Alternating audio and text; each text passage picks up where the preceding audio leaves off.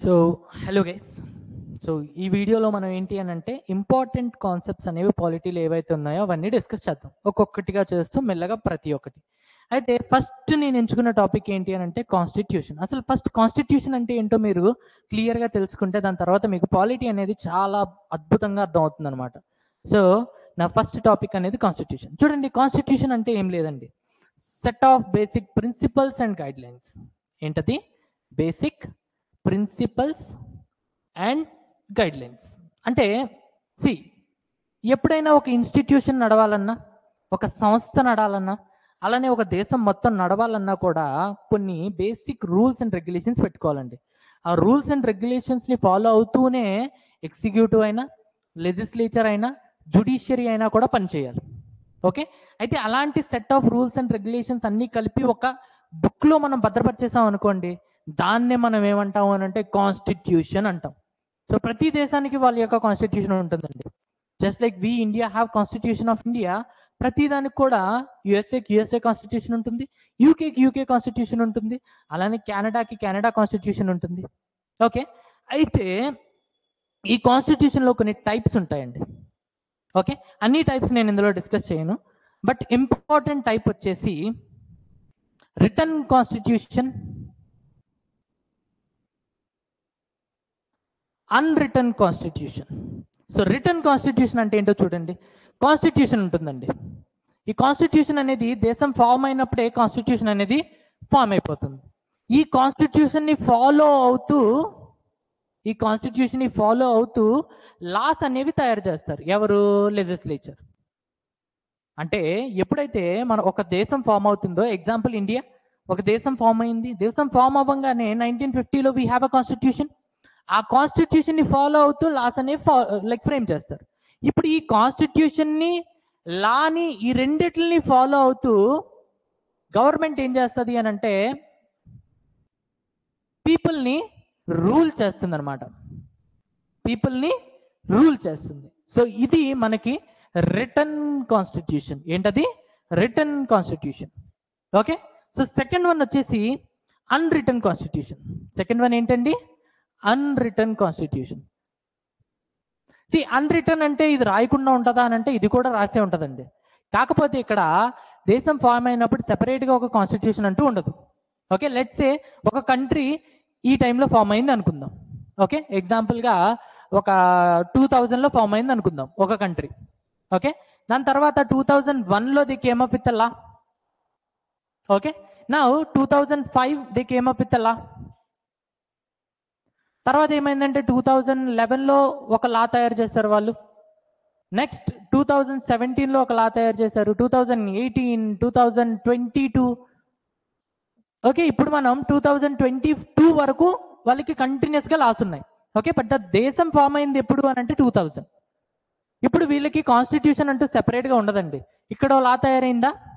So 2002లో వాళ్ళ constitution ఏంటి అని అంటే ఇది ఒక్కటే.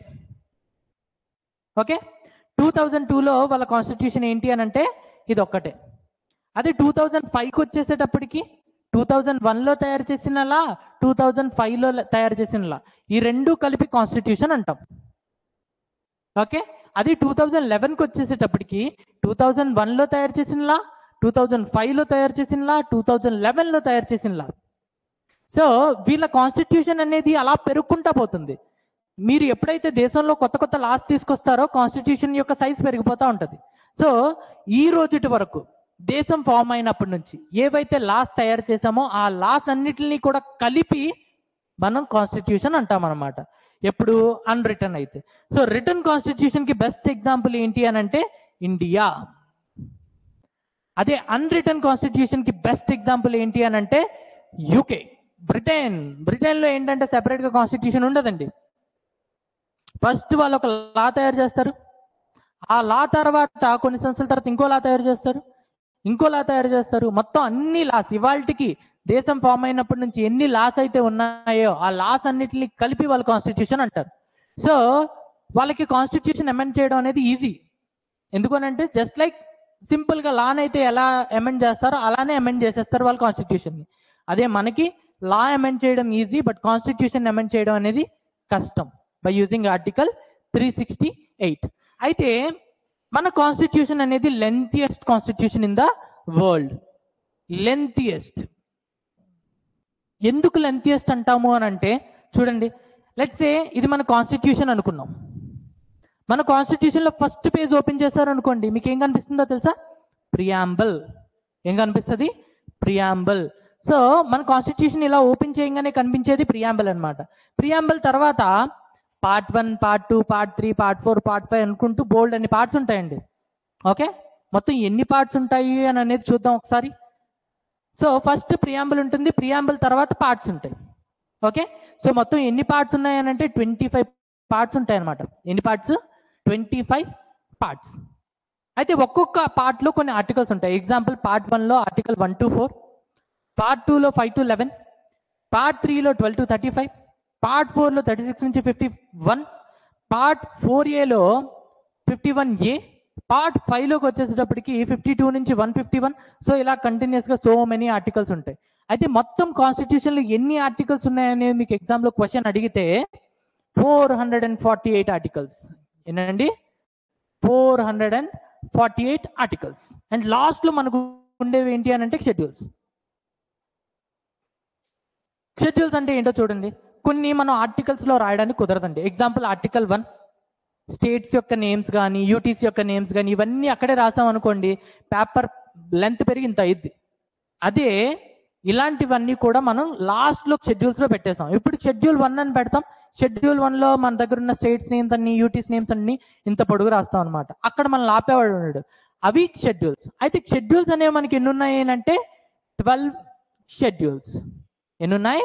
12 షెడ్యూల్స్.